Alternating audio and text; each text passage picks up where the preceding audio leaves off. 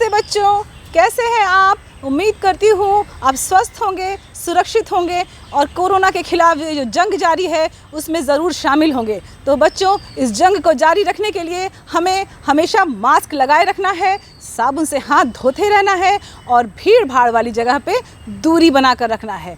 बच्चों, आज मुख्यमंत्री विद्यालय सुरक्षा कार्यक्रम के अंतर्गत सुरक्षित शनिवार के इस एपिसोड में आपको सड़क सुरक्षा के बारे में ढेर सारी जानकारी दी जाएगी। बच्चों, आज आपको ये बताया जाएगा कि सड़क पे चलते समय क्या करें क्या ना करें, यानी कि डूज एंड डोंट्स के बारे में बताया जाएगा। बच्चों, सड़क पे चलते समय कौन सी सावधानियां बरतनी हैं इसके बारे में भी आज आपको बताया जाएगा। सड़क पे वाहन चलाते समय कौन से नियमों का पालन करना है। बच्चों, आज के इस कार्यक्रम में बहुत ही ज़्यादा रोचक और महत्वपूर्ण जानकारियाँ आपको दी जाएंगी। तो बच्चों, आप इसको ज़रूर याद रखें और अपनी रोज़मर्रा की आदतों में शुमार रखें ताकि आप अपनी सुरक्षा खुद कर सकें। और तो बच्चों, चलिए चलते हैं, आज का ये कार्यक्रम शुरू करते हैं बिना किसी देरी के।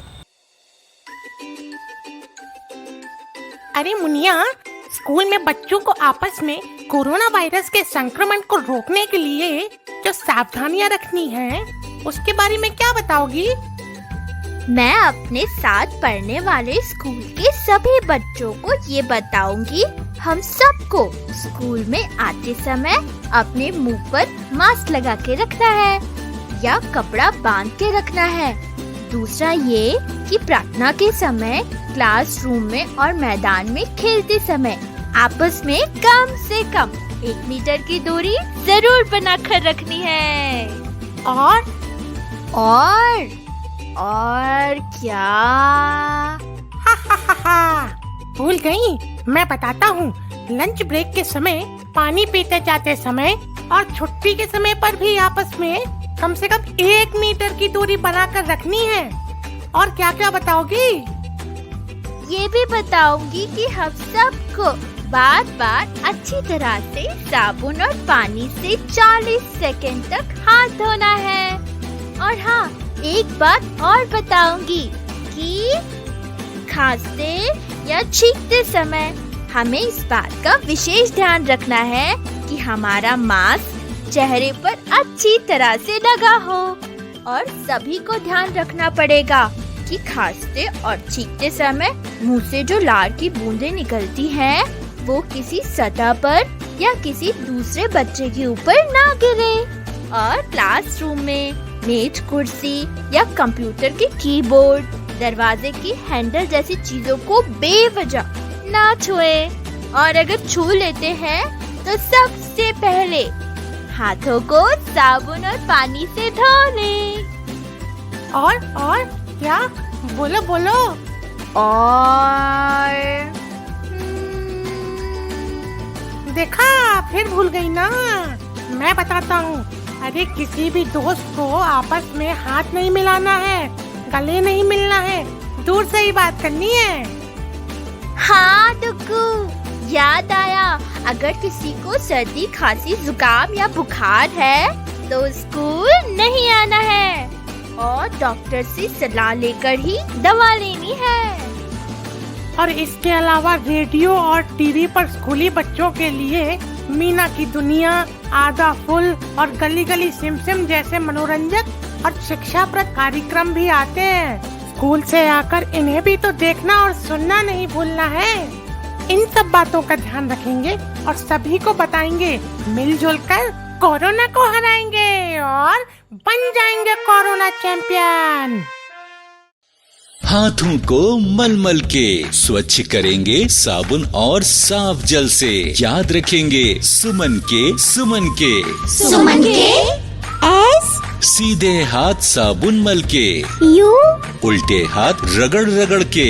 याद रखेंगे सुमन के। एम, मुट्ठी के ऊपर हाथ फिरा के, ए, अंगूठे के ऊपर गोल घुमा के। याद रखेंगे सुमन के। एन, नाखूनों को हथेली पे चमका के, कलाई के पास छल्ला बना के। याद रखेंगे सुमन के। स्वच्छ रखेंगे हाथ तो स्वस्थ रहेंगे आप। जैसा हम सभी देखते हैं कि सड़कों पर वाहनों एवं व्यक्तियों की काफ़ी अधिक संख्या में वृद्धि हुई है। राज्य में अच्छी सड़कें बन रही हैं तो वाहनों का दबाव भी सड़कों पर बढ़ रहा है। हमारी गलती, असावधानी एवं नियमों की अनदेखी से सड़क दुर्घटनाएं होती हैं। सड़क दुर्घटनाओं में मृत्यु दर अन्य सभी आपदाओं से अधिक है। यह राज्य की सबसे बड़ी मानव जनित आपदा है। तो आज हम जानेंगे सड़क दुर्घटनाओं के कारणों और सड़क दुर्घटनाओं से बचाव हेतु हमें क्या करना है और क्या नहीं करना है। तो आइए अब हम जानते हैं सड़क दुर्घटनाओं के प्रमुख कारणों के बारे में।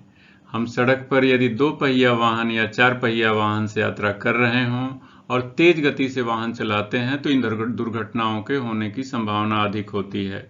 और सड़क पर हम ओवरटेक खतरनाक तरीके से करते हैं तो भी इन दुर्घटनाओं के होने की संभावना अधिक होती है। जैसा हम देखते हैं कि आजकल मोबाइल और ईयरफोन का उपयोग बढ़ गया है। मोबाइल और ईयरफोन का उपयोग करना चाहिए, लेकिन गाड़ी चलाते समय कदापि नहीं करना चाहिए। ये हम दुर्घटना को आमंत्रण देते हैं। हम यदि वाहन चलाते समय ठीक से हमने विश्राम नहीं किया है, हमें थकान महसूस हो रही है, उस समय भी हमें वाहन कदापि नहीं चलाना चाहिए। जब हम सड़क पर वाहन चला रहे हों तो गलत साइड से नहीं चलाना चाहिए। जैसा इस फोटो में आप देख रहे हैं बाइक सवार को। ट्रैफिक नियमों का पालन नहीं करने से भी सड़क दुर्घटनाएं होती हैं। फाटक बंद है फिर भी बाइक सवार उसको पास करने का प्रयास कर रहे हैं। एक ही बाइक पर बच्चों को लेकर 6 लोग सवार हैं। इस तरह नीचे के भी फोटो में देख रहे हैं आप। तो जगह जगह हम इस तरह से ट्रैफिक नियमों का पालन नहीं करते हैं और दुर्घटनाएं होती हैं। हम यदि 2 पहिया वाहन चला रहे हों या 4 पहिया वाहन, 2 पहिया वाहन चलाते समय हम हेलमेट नहीं लगाते हैं और 4 पहिया वाहन चलाते समय सीट बेल्ट नहीं लगाते हैं। यह भी दुर्घटनाओं का बहुत बड़ा कारण है। आइए अब हम जानते हैं सड़क सुरक्षा के पिलर्स के बारे में। सड़क सुरक्षा के कुल 4 पिलर्स हैं: एजुकेशन, इंजीनियरिंग, इन्फोर्समेंट और इमरजेंसी केयर। एजुकेशन के अंतर्गत हम सड़क सुरक्षा के नियमों और उपायों की जानकारी प्राप्त करते हैं।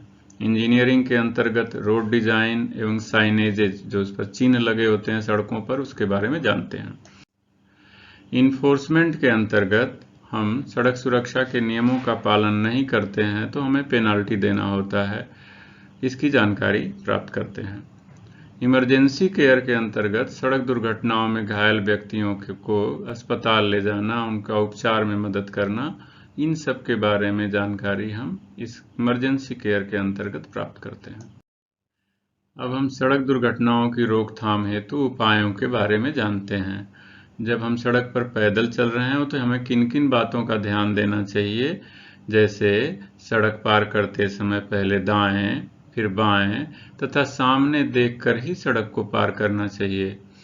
जहां तक संभव हो एवं जेब्रा लाइन अंकित हो वहां जेब्रा लाइन से ही सड़क को पार करना चाहिए। सड़क पर चलते समय या सड़क पार करते समय मोबाइल पर बात नहीं करना है तथा कान में ईयरफोन लगाकर नहीं चलना है। यदि कोई तेज वाहन आ रहा हो तो ऐसी स्थिति में सड़क को पार नहीं करना है। सड़क के बाएं चलना है और सड़क चिन्हों का पालन करना है। अब हम जानते हैं कि 2 पहिया वाहन सवार गाड़ी चलाते समय किन किन बातों का ध्यान दें। 2 पहिया वाहन सड़क के बाईं ओर और निर्धारित गति सीमा में ही चलाना है। 2 पहिया वाहन चालक और उनके पीछे बैठने वाली सवारी को हमेशा हेलमेट पहनना है। सड़क दुर्घटनाओं की रोकथाम हेतु 4 पहिया वाहन सवार को किन किन बातों का ध्यान देना है उसके बारे में हम जानते हैं। कार या अन्य 4 पहिया वाहन या उससे बड़े वाहन चालक हमेशा सीट बेल्ट बांधकर ही गाड़ी चलाएं। गाड़ी हमेशा सड़क के बाएं किनारे पर ही खड़ी करें। गाड़ी से उतरते समय पीछे देखकर अपनी सुरक्षा का ध्यान रखते हुए ही उतरें। गाड़ी का दरवाजा खोलते समय पीछे से आने वालों की सुरक्षा का ध्यान रखें। आइए हम अब जानते हैं सड़क दुर्घटनाओं की रोकथाम हेतु कुछ जरूरी सलाह के बारे में। नशा नहीं करना है और नशे की हालत में कभी गाड़ी नहीं चलाना है। ट्रैफिक नियमों एवं संकेतों का पालन करना है। गाड़ी दाएं और बाएं मोड़ते समय, रोकते समय, धीमी करते समय इंडिकेटर का प्रयोग करना है। सड़क दुर्घटना में घायल व्यक्ति को तुरंत प्राथमिक उपचार देना है और उसे किसी नज़दीकी अस्पताल में ले जाना है। सड़क पर एम्बुलेंस या अग्निशमन सेवा की गाड़ी जा रही हो तो वाहन सवार एवं पैदल यात्रियों को चाहिए कि इन गाड़ियों को जाने का रास्ता दें।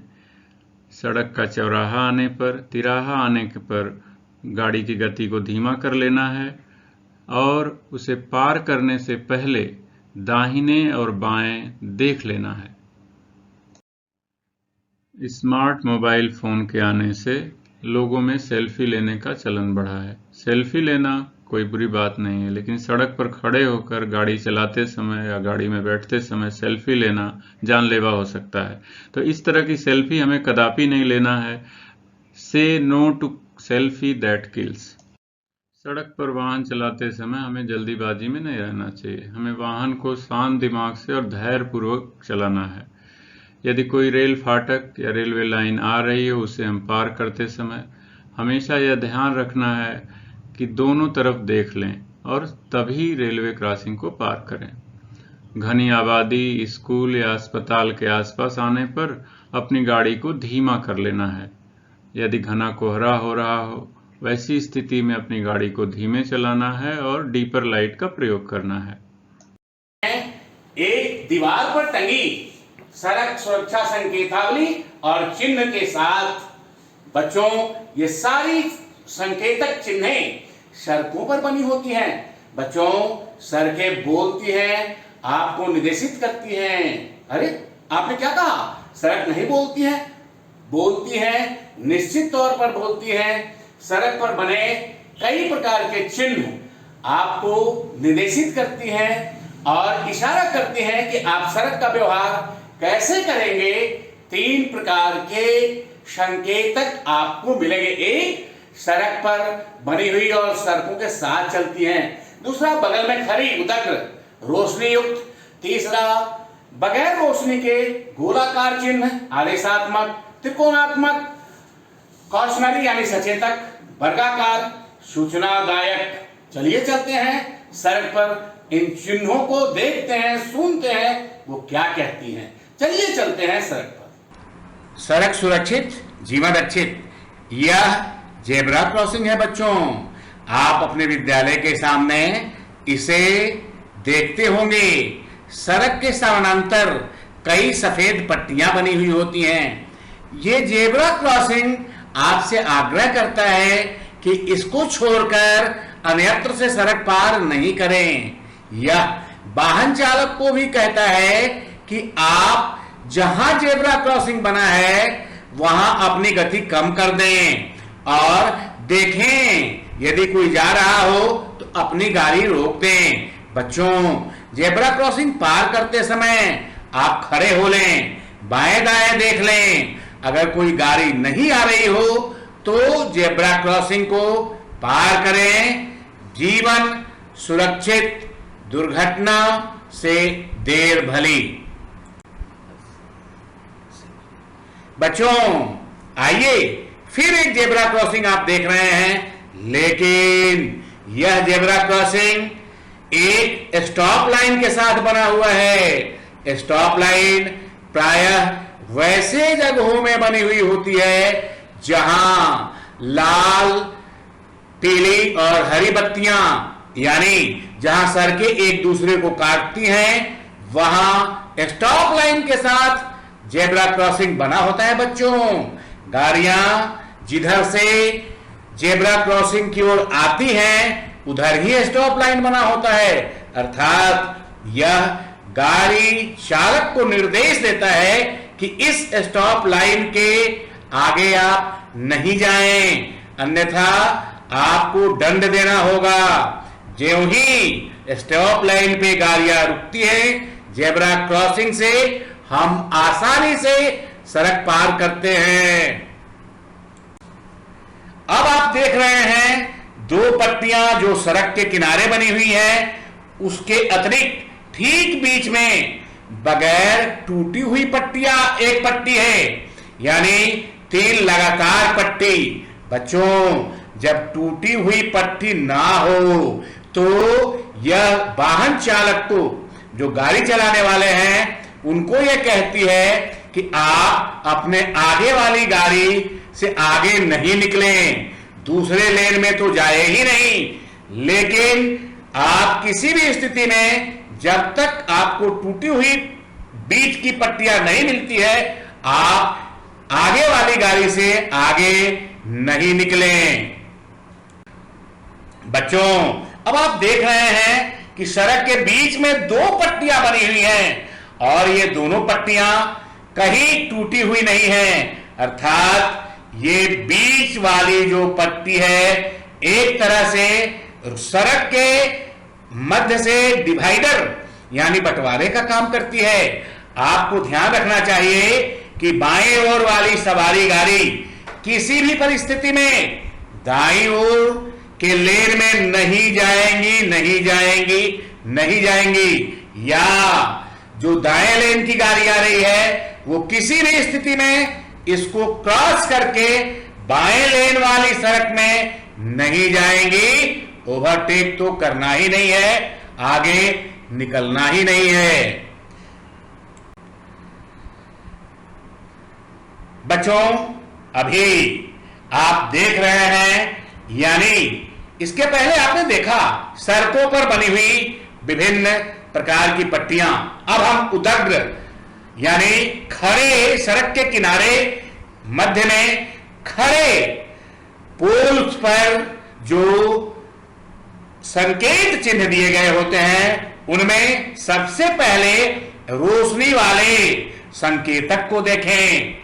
अच्छा बच्चों, आप में से पहचान लिया, ग्रीन यानी हरी, येलो पीली और रेड। अच्छा बच्चों, ये बताइए ग्रीन किसके लिए? अरे आपने ठीक कहा, ग्रीन जाने क्या इजाजत। और बच्चों पीली वाली? अरे पीली वाली कॉशन करता है कि देखें और तैयार हो लें। लाल वाली रोशनी स्टॉप के लिए है, और लाल बत्ती अगर जलती है तो आपको रुकना है। 3 उदग्र ट्रैफिक लाइट सिग्नल्स दिए गए हैं, एक में हरी बत्ती जल रही है, एक में येलो और दूसरे में रेड, यानी रुको, इंतजार करो और तब जाओ। ध्यान रखेंगे आप, जो माने सड़क की बात, दुर्घटनाओं का ना हो कभी भी घात। बच्चों, चर्चा के क्रम में हमने देखा था कि 3 प्रकार के चिन्ह दिए गए होते हैं। पहला आदेशात्मक होता है, मैंडेटरी, वो गोल होता है, लेकिन याद रखिएगा वो हमेशा ही गोल होगा। और यदि रेड कलर का होगा तो बीच में क्रॉस होगा, और यदि नीले रंग का होगा तो वो क्रॉस किया हुआ नहीं होगा। लेकिन 2 अपवाद है बच्चों। एक अष्टभुजाकार आदेशात्मक चिन्ह है जो रुकने का संकेत देता है। आपको चित्र में स्पष्ट दिख रहा है, स्टॉप यानी रुकें। बच्चों, यह आपने देखा होगा, सड़क पर ठोकर बने होते हैं जिसे हम पे रफ रोड कहते हैं। उन ठोकरों को बताने के लिए, ताकि वाहन चालक दुर्घटनाग्रस्त न हो जाएं, इसलिए यह चिन्ह दिया जाता है उन्हें सावधान करने के लिए। अब आइए, यदि आप इन नियमों के पालन को करते हैं तो अच्छी बात है, और यदि इन नियमों की अवहेलना करते हैं तो आदेशात्मक संकेतकों के लिए, उनकी अवहेलना के लिए तो दंड के विधान किए ही गए हैं, लेकिन इनसे अलग यदि आप अपनी सवारी पर हैं और सवारी चलाने के क्रम में आप नियम तोड़ते हैं तो उसके लिए केंद्रीय मोटर वाहन संशोधन अधिनियम 2019 को राज्य ने स्वीकार कर लिया और संशोधित जुर्माने की राशि घोषित कर दी। अब ये बताओ बच्चे कि क्या बिना हेलमेट का दुपहिया वाहन चलाना उचित है? अरे आपने बिल्कुल ठीक कहा, बिल्कुल ही नहीं। पीछे जो बैठा होता है सवारी, क्या उसे हेलमेट पहनना चाहिए या नहीं? अरे हां, बिल्कुल आपने सही कहा। अगर चालक नहीं बगैर हेलमेट के दोपहिया वाहन चला रहा है तो उसे 1000 रुपये का जुर्माना हो सकता है। 2 से अधिक सवारी अगर है तो उसे भी 1000 रुपये और 3 माह के लिए उसका ड्राइवरी लाइसेंस जब्त हो सकता है। बच्चों, आप नाबालिग हैं और यदि आप गाड़ी यानी मोटरसाइकिल चलाते हुए या अन्य चलाते हुए पकड़े जाएंगे तो आपके अभिभावक दोषी माने जाएंगे और उन्हें 25,000 तथा 3 साल की सजा भी हो सकती है। ये कुछ नए प्रावधान हैं जिन्हें देखा जा सकता है। 2 पृष्ठों में ये दोनों प्रावधान रखे गए हैं आपकी सूचना और जानकारी के लिए। बच्चों, आपके पास कलम और कागज है, कृपया इन्हें अंकित कर लें। दुर्घटना में बचाव करने वाले गुड समैरिटन के लिए सरकार ने कुछ दिशा निर्देश जारी किए हैं।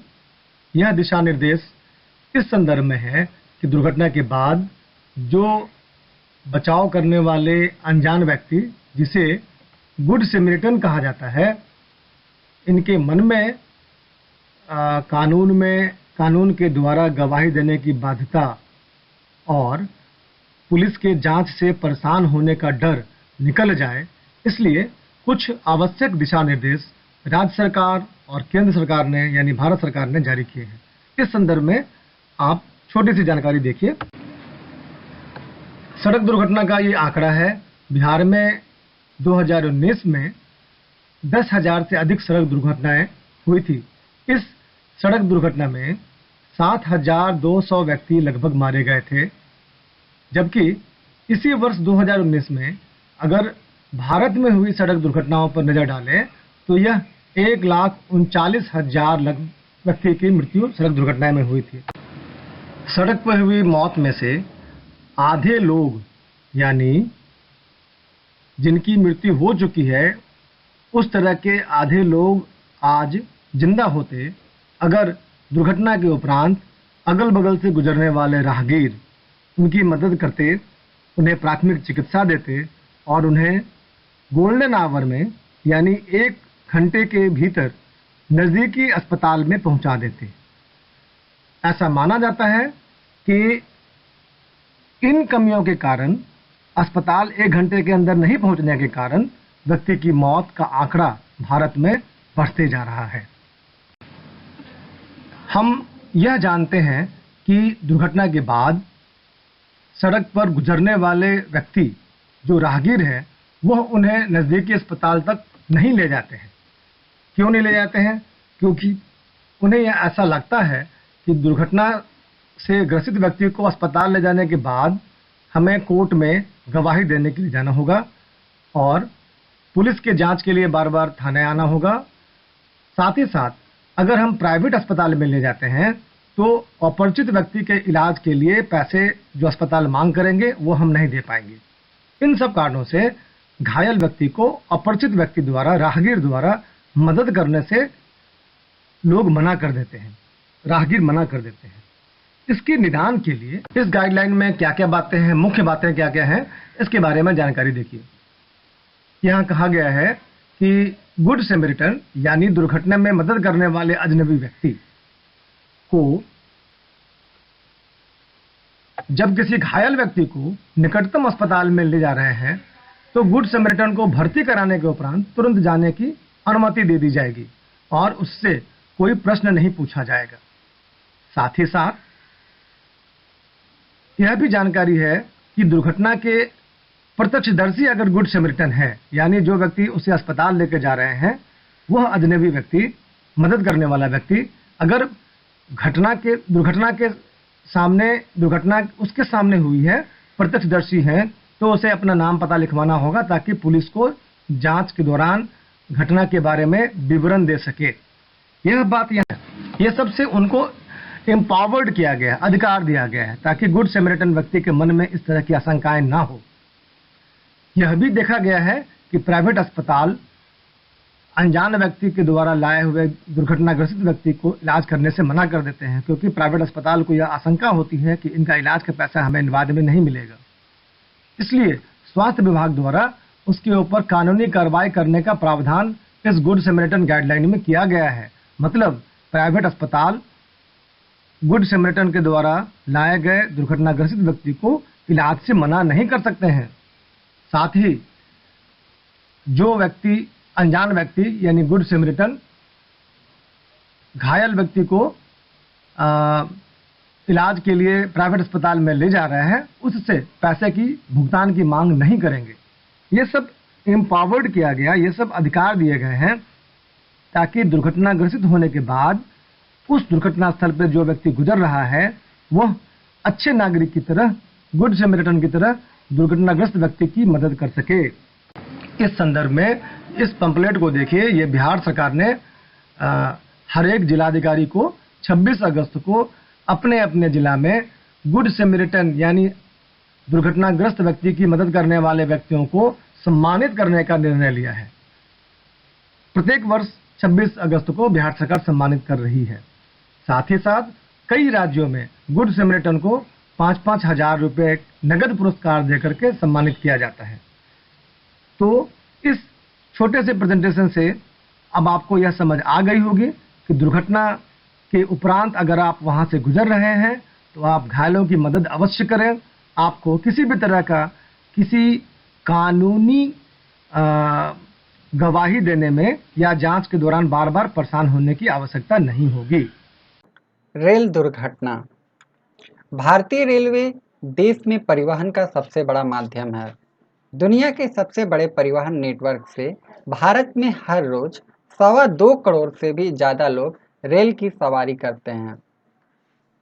दुर्घटनाएं हमारे जीवन में कहीं और कभी भी घटित हो सकती है, इसलिए तो कहा गया है सावधानी हटी दुर्घटना घटी। रेल दुर्घटना भी मानव जनित आपदा के अंतर्गत आता है। रेल दुर्घटनाओं के कारणों का विश्लेषण किया जाए तो 65% रेल दुर्घटनाएं रेल कर्मचारियों की गलती, 20% उपकरणों की खराबी, 10% अन्य व्यक्तियों की गलती तथा 5% अन्य कारण से होती हैं।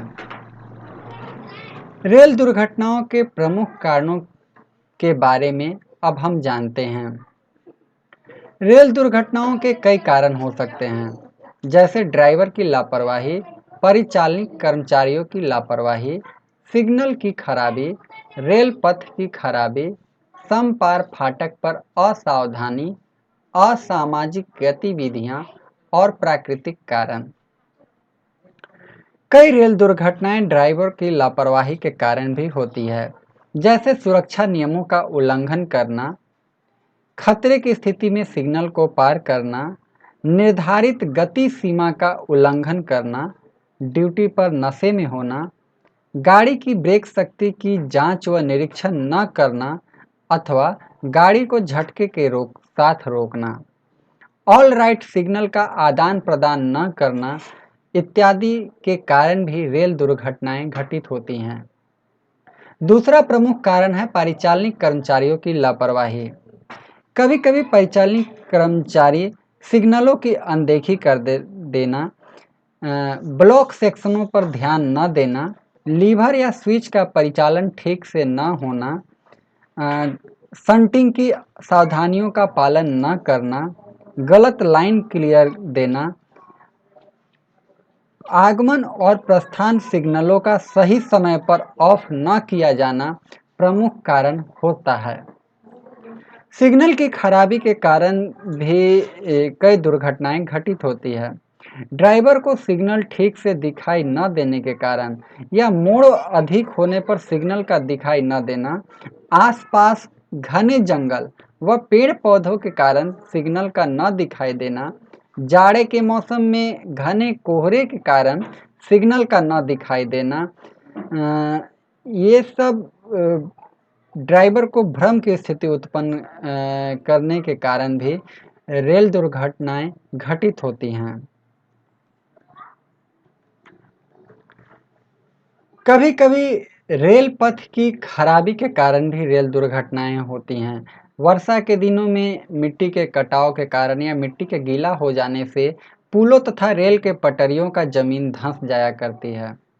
रेल पटरियों व पुलों के टूट जाने के कारण या रेल पटरियों में त्रुटि पाए जाने के कारण अगर उसे तत्काल ठीक नहीं किया जाता है या फिर कभी कभी ये होता है कि रेल पटरियों पर रेलगाड़ियों का अत्यधिक दबाव होने के कारण रेल पटरियों का टूट जाना, स्लीपरों का टूट जाना, तापमान परिवर्तन के कारण रेल की पटरियों में विकृति आ जाने के कारण भी रेल पथ दुर्घटनाओं को आमंत्रित करते हैं।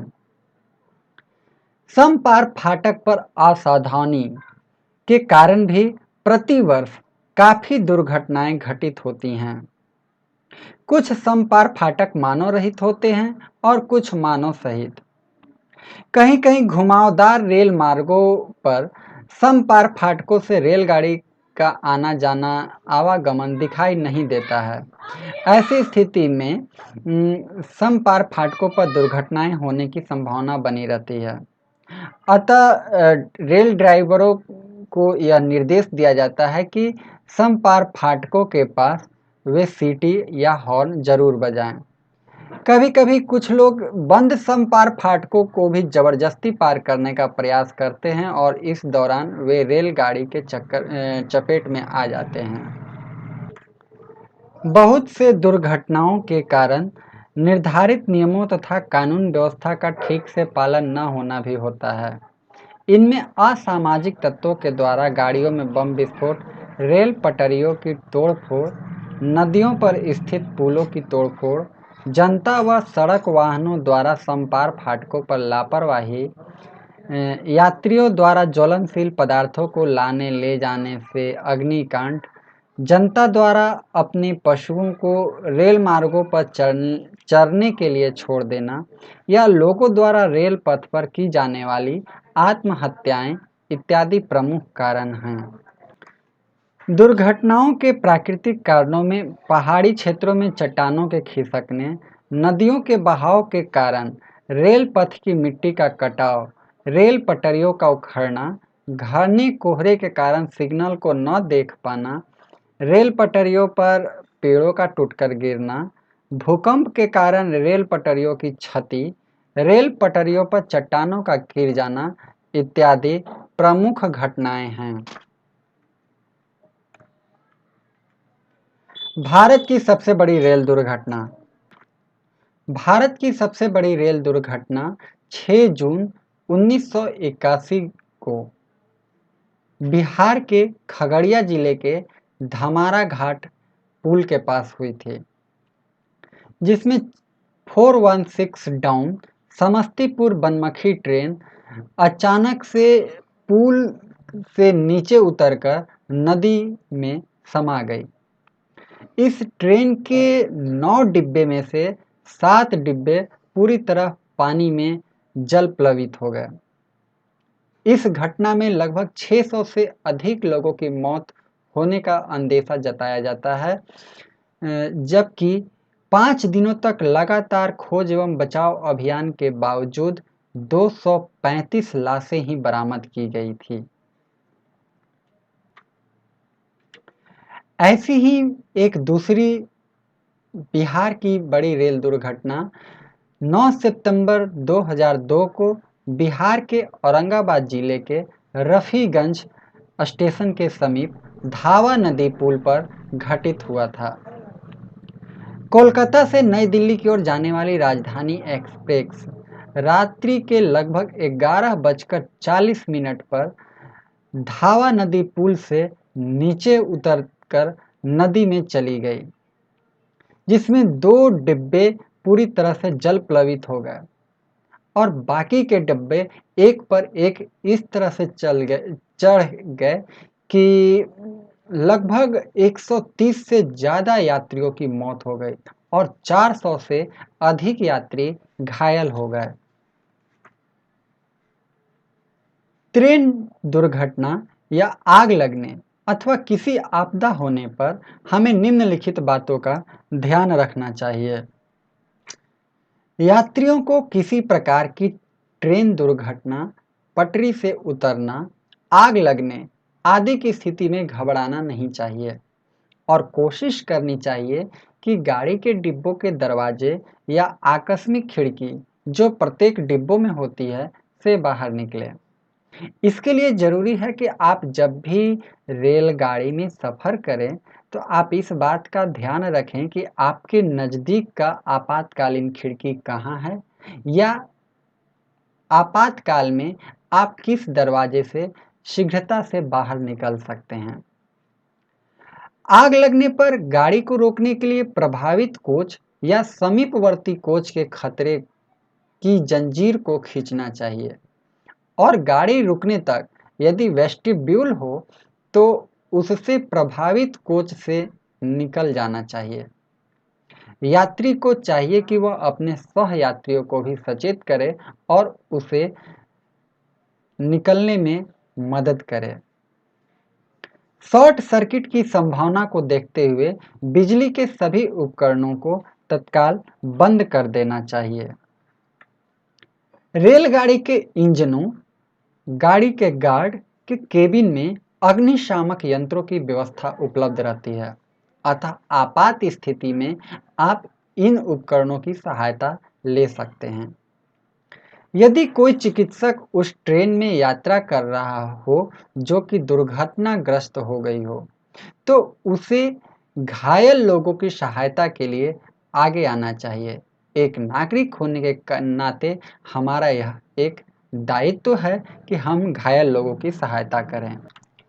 प्रत्येक रेल कर्मचारी जो ड्यूटी पर हो या छुट्टी पर जा रहा हो अथवा जो उस घटना स्थल के आसपास हो, प्रभावित यात्रियों को उचित सहायता प्रदान करना चाहिए। आइए अब हम जानते हैं कि रेल सुरक्षा के लिए क्या करें। रेल यात्रा के दौरान निम्नलिखित बातों का ध्यान रखना चाहिए। रेल विभाग द्वारा स्टेशन पर या रेलगाड़ी में दी जाने वाली सूचनाओं का पालन करना चाहिए। रेल फाटक पार करते समय रेलवे लाइन के दोनों ओर देख लेना चाहिए कि कहीं गाड़ी तो नहीं आ रही है। लो पकड़ो जी। जब हेलमेट लिया है तो पहन ही लेते। अरे पार्टी में जा रहे हैं, बाल खराब हो जाएंगे। फिर लिया ही क्यों?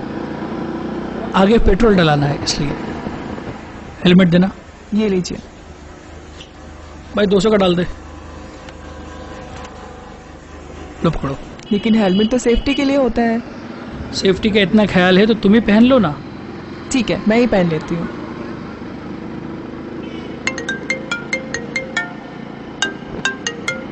हाँ बोल।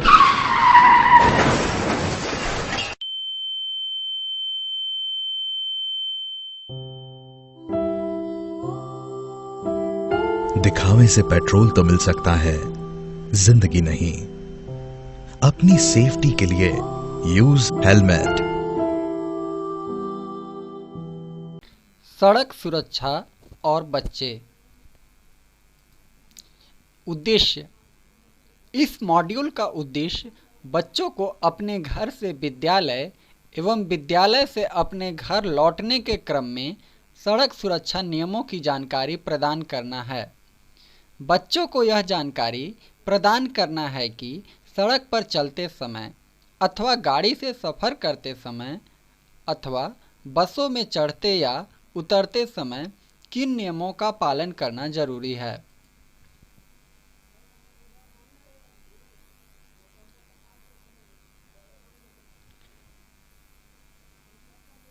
अरे चिंकू, तुम बीच सड़क पर क्यों चल रहे हो?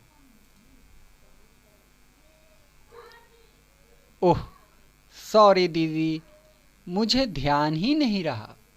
मैं ऊपर की ओर उड़ते पक्षियों को देख रहा था। सड़क पर चलते वक्त सड़क पर ही ध्यान रखना चाहिए। अपने आगे कहीं ठोकर न लग जाए। अपने चारों तरफ कहीं किसी ओर से गाड़ी तो नहीं आ रही। और हाँ, सड़क पर हमेशा बाईं ओर ही चलना चाहिए। समझे चिंटू? जी दीदी, आगे से अपना ख्याल रखूंगा।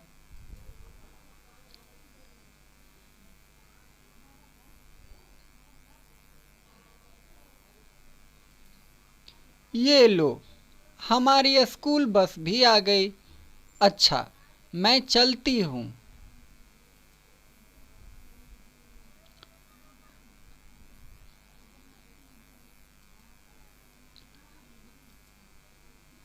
दीदी, आज तो आप स्कूल से जल्दी आ गईं। हाँ छुटकी, आज शनिवार है ना। आज हमारे विद्यालय में सुरक्षित शनिवार मनाया जाता है। प्रत्येक शनिवार को शिक्षक हमें आपदा से बचने के बारे में बताते हैं। अच्छा, तो आज आपने क्या सीखा? मुझे भी बताइए। हाँ हाँ, क्यों नहीं। आज हमारे शिक्षक ने हमें सड़क सुरक्षा के नियमों के बारे में बताया। सड़क सुरक्षा के नियम को बताते हुए हमारे शिक्षक ने बताया कि जब सड़क पर चलें तो ध्यान रखना चाहिए कि सड़क के बाईं ओर ही चलें एवं सड़क चिन्हों का अनुसरण करें। ट्रैफिक नियमों और संकेतों का पालन करें। सड़क पर साइकिल चलाते वक्त कलाबाजी न दिखाएं। साइकिल चलाते वक्त सुरक्षा के लिए हेलमेट पहनें। सड़क के किनारे पंक्तिबद्ध होकर चलना चाहिए। जब सड़क पार करें तो ध्यान रखें कि सड़क पार करते समय हमेशा दाएं और फिर बाएं फिर दाएं देखकर पार करें। सड़क पर चलते समय या सड़क पार करते समय कान में ईयरफोन लगाकर न चलें। जेब्रा लाइन से ही सड़क पार करें। जहां रोड डिवाइडर हो वहां से सड़क पार न करें। यदि कोई तेज वाहन आ रहा हो तो उस समय सड़क पार नहीं करना चाहिए। साथ ही जब स्कूल बस में चढ़ें तो जल्दीबाजी न करें। बस के रुकने का इंतजार करना चाहिए। एक कतार में रहकर बस में प्रवेश करना चाहिए। हमें देख लेना चाहिए कि कहीं बैग या कपड़े बस में तो न फंसी हुई है। रेलिंग पकड़कर ही बस में प्रवेश करना चाहिए।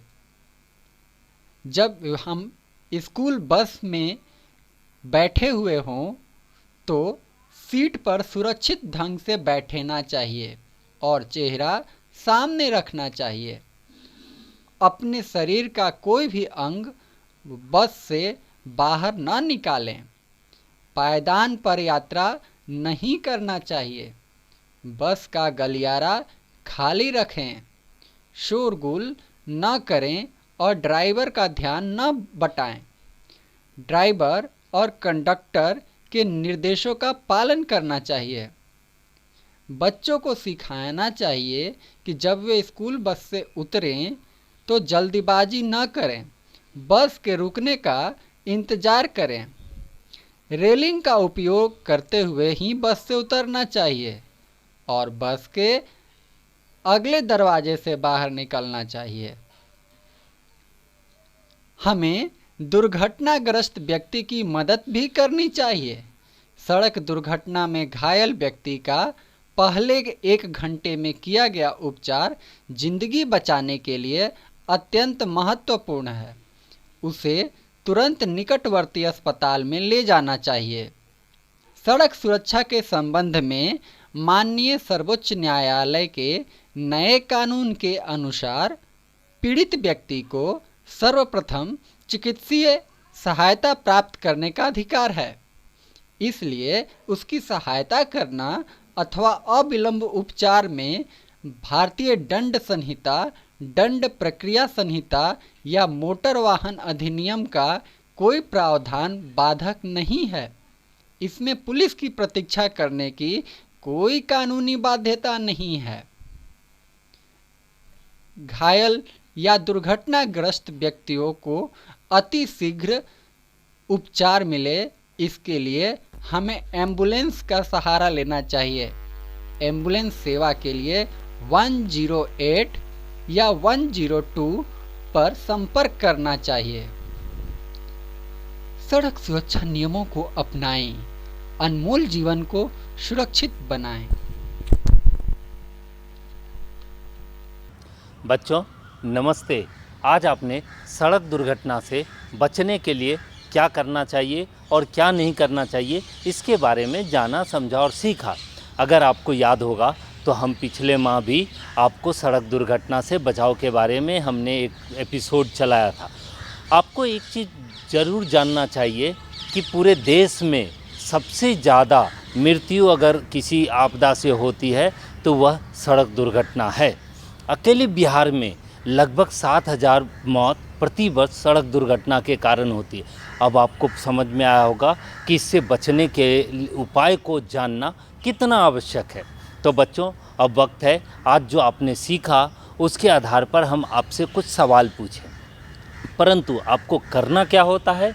आपको प्रश्नों को ध्यान से सुनना होता है, उसके विकल्पों का सही चयन करना होता है। तत्पश्चात हम आपको एक गृह कार्य भी देते हैं जो आपको सप्ताह भर करना भी होता है। तो बच्चों क्या आप लोग तैयार हैं आज के क्विज के लिए? तो चलिए क्विज प्रारंभ करते हैं। आज के सत्र के सवाल आपके सामने हैं। पहला सवाल, सड़क दुर्घटना का निम्न में से प्रमुख कारण क्या है? तो इसके विकल्प हैं। पहला, सड़क पर पैदल चलने एवं वाहन चलाने के नियमों का पालन न करना। दूसरा, सड़कों पर गाड़ियों की बढ़ती संख्या। तीसरा, बढ़ती जनसंख्या। चौथा, सड़कों का अच्छा होना। तो बच्चों इसका सही जवाब है पहला विकल्प, अर्थात सड़क पर पैदल चलने एवं वाहन चलाने के नियमों का पालन न करना। दूसरा सवाल, सड़क दुर्घटना को कम करने के लिए हमें क्या करना चाहिए? इसके विकल्प हैं। पहला, सड़क पर वाहन चलाते समय यातायात नियमों का अनुपालन करें। दूसरा, वाहन चलाते समय मोबाइल फोन का प्रयोग नहीं करें। तीसरा, तेज रफ्तार से गाड़ी नहीं चलाएं। चौथा, 2 पहिए वाहन चलाते समय हेलमेट का प्रयोग करें। पांचवा, उपरोक्त सभी।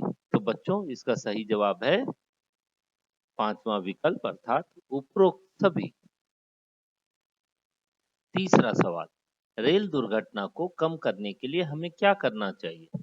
इसके विकल्प हैं। पहला, रेल के पटरियों के पास नहीं खेलना चाहिए। दूसरा, रेल पटरियों पर बैठकर बातचीत नहीं करना चाहिए। तीसरा, फाटक खुलने के बाद ही साइकिल अथवा मोटरसाइकिल पार करना चाहिए। चौथा, रेलवे क्रॉसिंग पार करते समय दाएं फिर बाएं देखकर पार होना चाहिए। और पांचवा, उपरोक्त सभी। तो बच्चों इसका सही जवाब है पांचवा विकल्प, अर्थात उपरोक्त सभी। चौथा सवाल, एम्बुलेंस बुलाने के लिए निम्न में से किस नंबर पर फोन करना चाहिए? इसके विकल्प हैं। पहला, 102 एवं 108। दूसरा, 102 एवं 103। तीसरा, 102 एवं 101। चौथा, 108 एवं 105। बच्चों इसका सही जवाब है पहला विकल्प, अर्थात 102 एवं 108 नंबर पर कॉल करके हम एम्बुलेंस बुला सकते हैं।